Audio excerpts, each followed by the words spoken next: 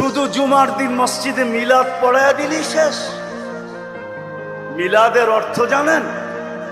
মিলাদের অস্বীকার কেউ করে না।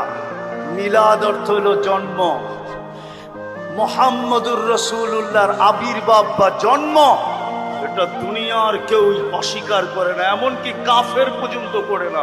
এই উলামা কোত্থেকে করবে?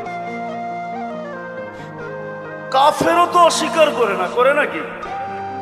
মিলাদ মানি হলো কি? জন্ম।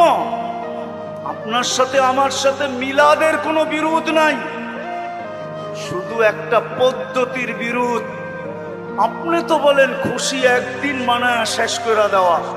আরে খুশি তো তুই 24 ঘন্টা মানাবি যে আমি উম্মতে মুহাম্মদ। চিনছি খালি ঈদে মিলাদুন্নবী। কি চিনছি? কি?